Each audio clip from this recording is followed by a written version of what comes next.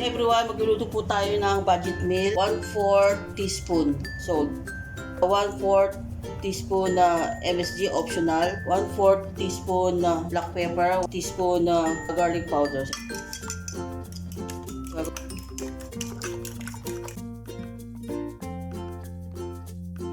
Para doon sa stir fry natin, lagyan natin ng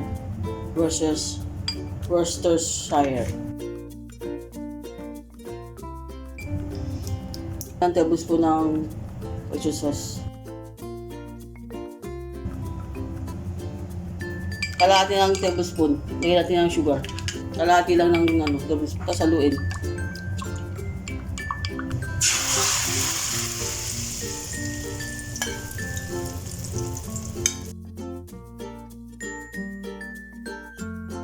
Luto. Malinis naman yan. Lagyan natin ng garlic.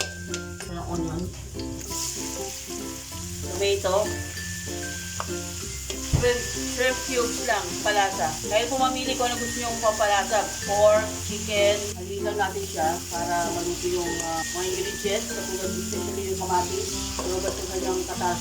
1/4 teaspoon na black pepper. 1/4 teaspoon ng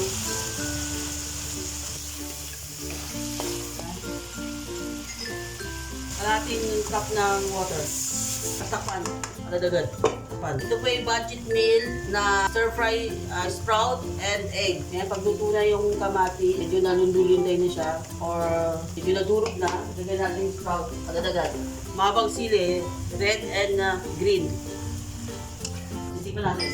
Importante yung mga nagka-importante sa buhay is tikim-tikim. Titikman natin sa pagkain, hindi sa ibang bagay. Titikman natin. Ano natin ito yung natin? Patayin na natin siya kagad-agad kasi ito luto naman na yung mga yan. Ilagay natin sa dishes. Ito ang ating budget meal na sprout with egg. Sarap siya. Magluto na po kayo.